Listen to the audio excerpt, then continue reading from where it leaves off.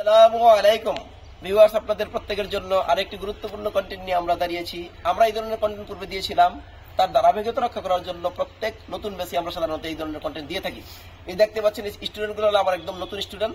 তাদের জন্য আজকে আমার এই গাড়ি এবং ইঞ্জিনের বিভিন্ন অংশের নাম এবং কাজের বর্ণনা আমরা এখন দেব শুধু তাদের জন্য। এবং আপনারা প্রত্যেকেই ভিডিওটা যদি দেখেন তাহলে গাড়ির বিভিন্ন অংশের নাম এবং ইঞ্জিনের বিভিন্ন অংশের নাম এবং কাজ সম্পর্কে ভালোভাবে জানতে পারবেন। আমরা সরাসরি মূল ভিডিওতে চলে আসি।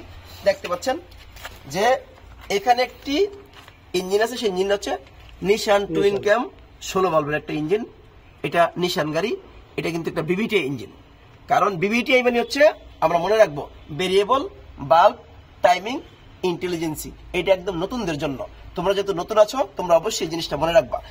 এইটা হচ্ছে একটা বিবিটি ইঞ্জিন, কারণ হচ্ছে দেখুন ইগনিশন কয়েলগুলো আলাদা করে আছে, এই একটা দুইটা তিনটা চারটা। এটা distributor less ignition system.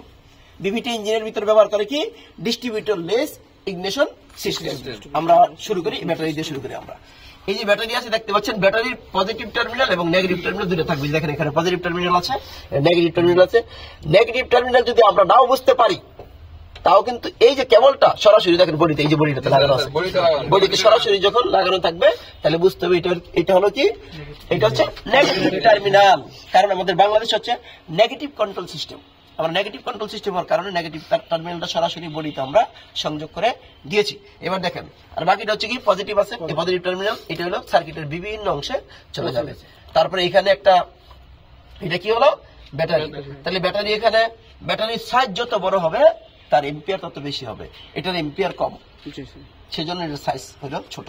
Battery বড় হোক অসুবিধা নাই, তার ভোল্টেজ 12 ভোল্টই থাকবে, সাইজ যত বড় হবে তার এম্পিয়ার মনে থাকবে কিনা। দেখো এটা হলো কি ফিউজ বক্স আছে এখানে, ঠিক আছে, এটা একটা ফিউজ বক্স আছে।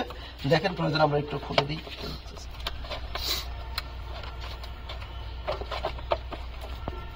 একটু অন্যরকম দেখি আমরা এই ফিউজ বক্স আছে। এই ফিউজ বক্সের ভিতরে ভ্যারাইটিস রকমের ফিউজ আছে। দেখেন এই যে এইগুলোকে বলা হয় ব্রিজ ফিউজ। কি বলে ব্রিজ ফিউজ। আর এগুলো হচ্ছে মনে করেন 4 পয়েন্ট রিলে। এগুলো হচ্ছে রিলে 1 2 3 4.3 পয়েন্ট রিলে। এবং এই ছোট ছোট গুলো কিছু আছে হচ্ছে ফিউজ। আমরা বুঝতে পারছি কিনা। অনেক রকমের ফিউজ আছে, কিছু ফিউজ আছে টিউবের মতো ফিউজ আছে, মনে থাকবে কিনা। যাক এটা আমরা সমাধান করে দিলাম। এরপরে আসি এই গেল ব্যাটারি। ব্যাটারির পরে হলো এটা হচ্ছে এয়ার ক্লিনার। কি করে air cleaner. Air cleaner filter কিন্তু আমরা পূর্বে জেনেছিলাম যে এয়ার ক্লিনার ফিল্টার পুড়ে যায় কেন, যখন ব্যাকফায়ার করে। ইঞ্জিনে ব্যাকফায়ার করে না, যখন ব্যাকফায়ার করে তখন আগুনটা কি করে এখান থেকে আইসা আবার যখন পিছনের দিকে আসবে তখন ফিল্টারটা এয়ার ক্লিনার ফিল্টারটা কি হয় পুড়ে যায়। দেখেন এই ফিল্টার আছে না, এই ফিল্টারটা একদম অরিজিনাল ফিল্টার, দেখতে পাচ্ছেন একদম অরিজিনাল। এই ফিল্টারটা পুড়ে যায়, যখন এই ফিল্টারটা পুড়ে যাবে তখন কিন্তু বাতাস তখন আরো সমস্যা হবে, অর্থাৎ ঠিক মতো ইঞ্জিন কাজ করবে না। কথা বুঝতে পারছেন কি। ফিল্টারিং যদি ঠিক মতো না হয় ময়লা হবে, টোটাল বাল্বটা ময়লা হবে, টোটাল বডিটা ময়লা হবে, অর্থাৎ এয়ার এবং ফুয়েলের মিশ্রণের সাথে ময়লা যাবে। বুঝতে পারছেন কিনা। এই জন্য এয়ার ক্লিনার অবশ্যই মাঝে মাঝে আমরা কি করে পরিষ্কার করে রাখতে হবে, ঠিক আছে। আমরা ভিতরে সংযোগ করে দিলাম। তারপরে এই যে এখানে হলো ম্যাপ সেন্সর, এই দেখতে পাচ্ছেন MAP ম্যানিফোল্ড অ্যাবসলিউটলি প্রেসার। এই অর্থাৎ এই ম্যানিফোল্ড দিয়ে কি পরিমাণ বাতাস যাবে তার সঠিক প্রেসারটা ইসিউ এসে জানাবে। তার সাথে ইসিউ সংযোগ আছে, এটা হলো ইসিউ, এটার ভিতরে আছে একদম সেম। এটার ভিতরে কিন্তু আছে ইসিউ ইলেকট্রনিক কন্ট্রোল ইউনিট, এটার ভিতরে কন্ট্রোল ইউনিট এর ভিতরে আছে, এটা খুব সেম মতো আছে, ঠিক আছে। এরপর আসি এই ইনটেক সিস্টেম দিয়ে যখন এখানে কি করবে যাবে। তারপরে দেখেন এটা হলো গ্যাসের চেম্বার। কি চেম্বার এটা চেম্বার। এইটার ভিতরে থাকে হলো বাটারফ্লাই, যেটা আমরা ওই যে অথবা চোখ বাল্ব বলে, চোখ বাল্ব থাকে, ঠিক আছে। এটা টোটাল বডি, এটার নাম কি টোটাল বডি। এটার ভিতরে একটা বাল্ব থাকে। এরকম যখন অ্যাক্সিলারেটর আমরা দিব, খেয়াল করে নিজে যখন অ্যাক্সিলারেটর দিব তখন কি হবে খুলবে, আবার ছেড়ে দিতে হবে, ছেড়ে দিলে আবার সোজা হয়ে যাবে, এরকম গোল হবে, ঠিক আছে। বুঝতে পারছি কিনা। তারপরে আসি এটা হলো সার্চ ট্যাঙ্ক। কি ট্যাঙ্ক সার্চ ট্যাঙ্ক। এটা কি সার্চ ট্যাঙ্ক। এই সার্চ ট্যাঙ্কের সাথে কিন্তু সবসময় মাথায় রাখতে হবে আমাদের ব্রেক বুস্টারের সংযোগ থাকবে। নাম কি ব্রেক বুস্টার। এই ব্রেক বুস্টারের সংযোগ থাকবে। যদি তোমার ব্রেক করার পর যদি ব্রেক ঠিক মতো না ধরে তাহলে ব্রেক বুস্টারের সমস্যা হতে পারে। অর্থাৎ এরকম অবস্থা হয়ে গেল মনে করো ব্রেক ধরতেছো কিন্তু ব্রেক সব ঠিক আছে কিন্তু ব্রেক প্যাডেল একদম নিচের দিকে বারবার চলে যাচ্ছে, তাইলে বুঝতে হবে ব্রেক বুস্টারের প্রবলেম। ব্রেক বুস্টার আরো বিভিন্ন প্রকার সমস্যা থাকতে পারে, এরপর বলতে আমরা আরো শিখাবো। এটা কিন্তু একজন ড্রাইভার এবং মেকানিক্স এর জন্য খুবই গুরুত্বপূর্ণ বিষয়। ব্রেক বুস্টার, ব্রেক বুস্টার দেখো এই লাইন। এবং আরেকটা বিষয় বলি, যদি এই ব্রেক বুস্টার এই লাইনটা এই যে ইনটেক এই যে প্রেসার এয়ারের প্রেসারের যে লাইন যদি কোনো কারণে লিক থাকে তাইলে কিন্তু ব্রেক অ্যাডজাস্ট হবে না। এবং মনে করো যে ব্রেকের অ্যাডজাস্টের সমস্যা হবে এবং এটা হলো টিউনিং ঠিক মতো হবে না। আমরা টিউনিং শিখছিলাম না, বারবার কি করবে ইঞ্জিনের সাউন্ড উপরের নিচে আপ ডাউন করবে, ফলে কি হবে আমাদের জন্য অসুবিধা হবে। এই জন্য এটা কি করতে হবে এরকম ধীরে চেক করতে হবে, ঠিক আছে, যে কোথাও কোনো লিক আছে কিনা। লিক থাকলে কিন্তু ব্রেকের সমস্যা হবে এবং তোমার টিউনিং থাকবে না, ফুয়েল খরচ বেড়ে যাবে। বুঝতে পারছি কিনা আমরা?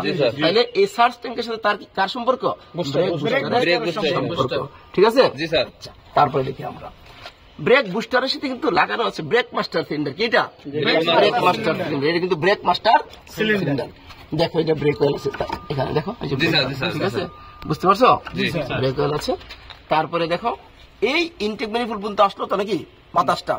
এখন এই ইঞ্জিনটা কিন্তু তোমার কি হতে পারে, এটা তেলেও চলে আবার গ্যাসেও চলে। যখন তেলে চলে তখন কিন্তু তোমার গ্যাসের লাইনের দরকার নাই, কিন্তু মাথায় রাখতে হবে তেলে চলুক বা গ্যাসে চলুক দুই ক্ষেত্রেই স্পার্ক প্লাগের দরকার আছে, ঠিক না? ঠিক। কিন্তু এই ইনজেক্টর গুলো আছে না, এই যে এখানে ইনজেক্টর আছে দেখতে পাচ্ছেন যে ইনজেক্টর গুলা, এই ইনজেক্টর গুলা এটা হলো কি গ্যাসোলিন ইনজেক্টর। কি ইনজেক্টর? এই ইনজেক্টর গুলো সাধারণত তোমার যদি গ্যাসে চলে তাহলে ইনজেক্টরের দরকার পড়বে না, কারণ তখন ফুয়েল হিসেবে জ্বালানি হিসেবে ব্যবহার করে কি গ্যাস এবং বাতাস। আর যখন তেলে চলবে তখন জ্বালানি হিসেবে ব্যবহার করবে তেল এবং বাতাস। সুতরাং তোমার স্পার্ক প্লাগ প্রয়োজন আছে তেলে চললে, ঠিক আছে। গ্যাসে চললে স্পার্ক প্লাগ দরকার, তেলে চললে স্পার্ক প্লাগ দরকার, আমাদের মাথায় রাখতে হবে, ঠিক আছে কিনা? দেখো এটা হচ্ছে ফুয়েলের গ্যালারি। দেখো বিবিটি ইঞ্জিনের ফুয়েল গ্যালারি দেখছো কিরকম, যে এটা ফুয়েল গ্যালারি, বুঝতে পারছো? এটা হলো ফুয়েল গ্যালারি, এটার ভিতরে ফুয়েল আসে, বুঝতে পারছো? এই যে ফুয়েল আসবে এটার ভিতরে, ফুয়েল আইসা পরে এই যে এখানে গ্যাসোলিন ইনজেক্টর আছে, ইনজেক্টর দিয়ে সিলিন্ডারের ভিতরে প্রবেশ করবে। আর এইটার পরে হলো কি এই যে ইনটেক ম্যানিফোল্ড, ঠিক আছে না? যখনই ফুয়েলে চলবে তখন এই এদিক দিয়ে কি যাবে, ফুয়েল যাবে, আর এদিক দিয়ে সার্চ ট্যাঙ্ক থেকে তখন এই ইনটেক ম্যানিফোল্ড হয়ে বাতাস সিলিন্ডারের ভিতরে প্রবেশ করবে। তোমরা বুঝতে পারছি কিনা? তারপরে দেখো গেল এটার ভিতরে নাকি। এখন স্পার্ক প্লাগ কোথায় থাকে? স্পার্ক প্লাগ থাকবে এটার ভিতরে, বুঝতে পারছো? এগুলো কি ইগনিশন কয়েল না? আলাদা আলাদা ভাবে ইগনিশন কয়েল, বিবিটি ইঞ্জিন আলাদা আলাদা ভাবে ইগনিশন কয়েল আছে। তার খুললে দেখবো এটার ভিতরে কি আছে, স্পার্ক প্লাগ আছে, তাহলে স্পার্ক করবে, ফলে কি ইঞ্জিন চালু হবে। বুঝতে পারছি কিনা আমরা? এরপরে আসো, এখানে হচ্ছে কি দুইটা ক্যাপ আছে আমাদের মাথায় রাখবে। একটা হচ্ছে তোমার এটা হলো ফিলার ক্যাপ। কি ক্যাপ?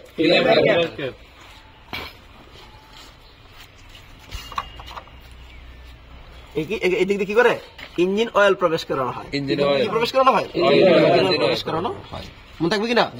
এটা কি ক্যাপ? দেখো একটা জিনিস খেয়াল করো, এখানে যে চিহ্নটা আছে না, এই চিহ্নটা খেয়াল করো, এই চিহ্নটা কিন্তু ড্যাশবোর্ডের ভিতরে আছে, তাহলে এই চিহ্নটা যদি ড্যাশবোর্ডে থাকে তাহলে বোঝা যাচ্ছে এদিক দিয়ে ইঞ্জিন অয়েল প্রবেশ করানো হয়, ঠিক আছে না? আচ্ছা গেল এটা, তাহলে এটা ফিলার ক্যাপ। আর আরেকটা ক্যাপ মনে রাখবে, এটা হলো প্রেসার ক্যাপ। যেই প্রেসার ক্যাপের কারণে আমাদের ইঞ্জিন ওভারহিট হয়, এই প্রেসার ক্যাপ যদি ভালো না থাকে তাহলে কি হবে, ইঞ্জিনের যে পানিটা বের হয়ে যাবে না, ইঞ্জিনের পানি বলো বা কুলিং সিস্টেমের যে পানিটা বের হয়ে যাবে নাকি। প্রশ্ন হচ্ছে একটা, মাথায় রাখো তোমরা, যে যখন আমরা এই প্রেসারকে খারাপ বা ভালো বুঝবো কিভাবে, আমি এখনই বলে দিচ্ছি, সাথে সাথে তোমরা এখন মাথায় রাখবে জিনিসটা। যখনই তোমার মনে করো এই প্রেসারকে খারাপ হবে তখন ইঞ্জিন স্টার্ট দেওয়ার পর যখন এটা খুলে দিবা না, এটা যখন খুলে দিবা তখন দেখবা কিছুক্ষণ পর কি হবে, তোমার সাথে সাথে কিন্তু পানি দিক দিয়ে পড়বে না। যখন ইঞ্জিন একটা নির্দিষ্ট তাপমাত্রা গরম হবে তখন যদি প্রেসার ক্যাপ খারাপ থাকে তাহলে এদিক দিয়ে পানি পড়বে, বুঝছো? মোটামুটি পানি পড়বে, তা না হলে সারা জীবন এদিক দিয়ে একটু পানিও পড়বে না যদি এটা ভালো থাকে। আমরা বুঝছি কিনা? এই ধরনের ভিডিও কিন্তু আমার ওখানে দেওয়া আছে, তোমরা ভালো করে দেখে নিবা। কথা বুঝতে পারছো কিনা? ক্লিয়ার? দেখো কিন্তু প্রশ্ন হচ্ছে তাহলে এই তার সাথে এটা এখানে রাখছে কেন?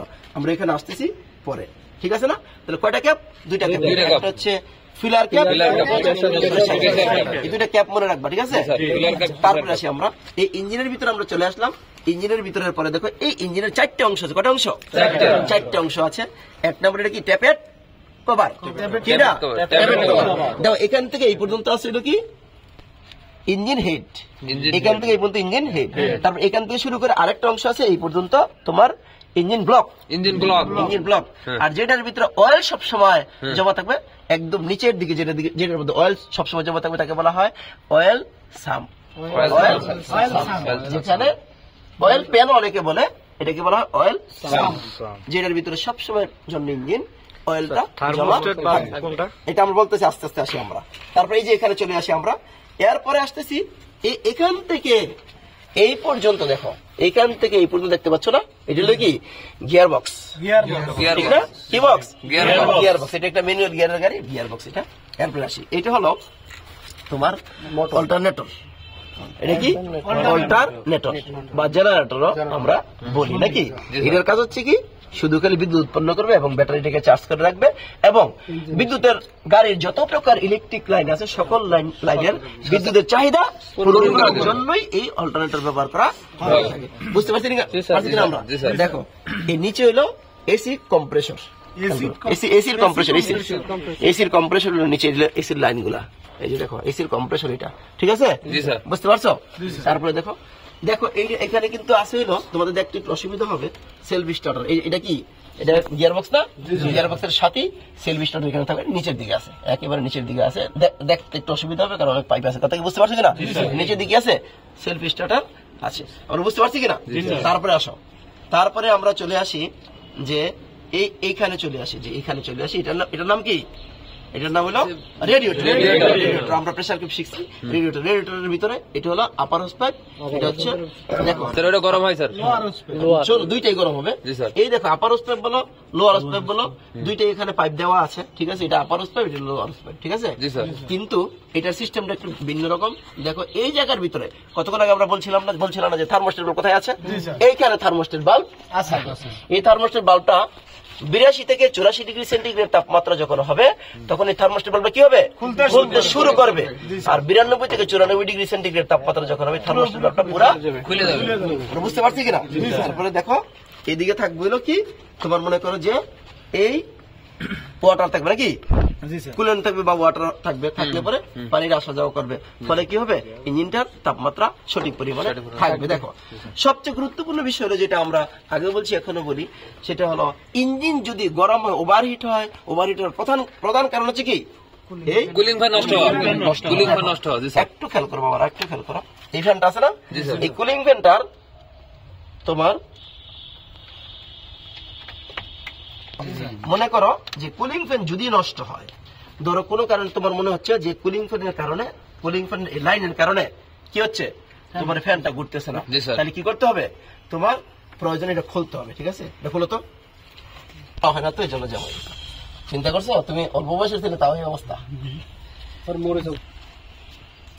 আমরা খুলবো, হ্যাঁ, খোলার পরে এখানে দেখবো ডাইরেক্ট দুটো লাইন আছে, ঠিক আছে? যে দুটো লাইন দিলে পরে তোমার এই পজিটিভ একটা নেগেটিভ একটা দিলে পরে এখান থেকে দেখবো ফ্যানটা ঘুরবে, ঠিক আছে? ফ্যানটা যখন ঘুরবে তখন ফ্যানের বাতাসটা কি সামনে যায় না পিছনে যায় আমরা একটু দেখবো। যদি সামনের দিকে যায় তখন কি করবো? আমরা ওই লাইন দিয়ে লাগাই দিব।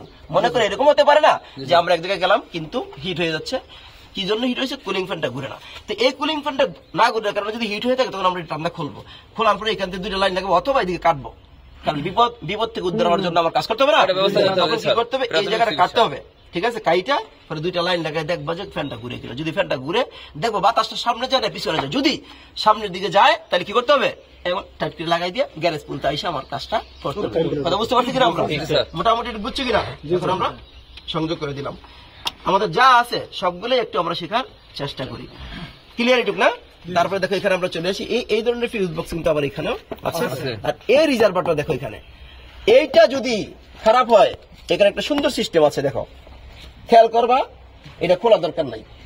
এখানে যদি পানি ভরা থাকে তাহলে দেখবা যে এই দিক দিয়ে পানি, দেখো দূরে দেখো এদিকে ছিদ্র আছে, এদিক দিয়ে পানি ফোটা ফোটা সবসময় পড়ে থাকবে, পড়ে থাকলে বুঝতে হবে যে ক্যাপ খারাপ। বুঝতে পারছি কিনা?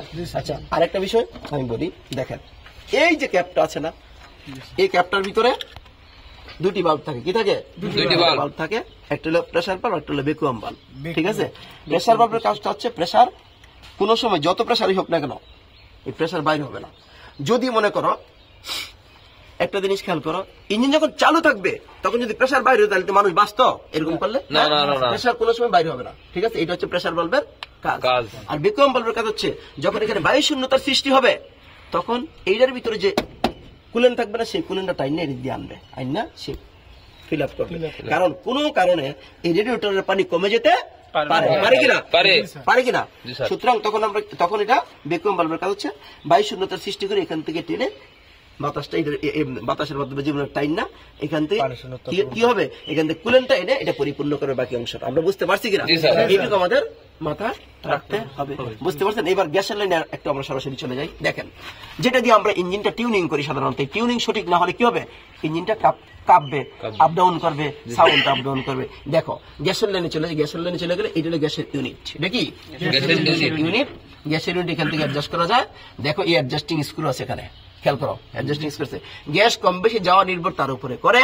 এখন এই অ্যাডজাস্টিং স্ক্রু যদি আমরা ঢিলা দিই তাহলে কি হবে, তখন কি গ্যাস বেশি যাবে, টাইট করে দিলে গ্যাস কম যাবে। বুঝতে পারছি কিনা আমরা? কথা বুঝছো? এই দিয়ে গ্যাসের লাইন এখানে অ্যাডজাস্ট করা যায়, আর এখানে তার দিয়ে অ্যাডজাস্ট করা যায়। দেখছো অ্যাক্সিলারেটরের কেমন এটা। এরপরে আসো আমরা যে মনে করো যে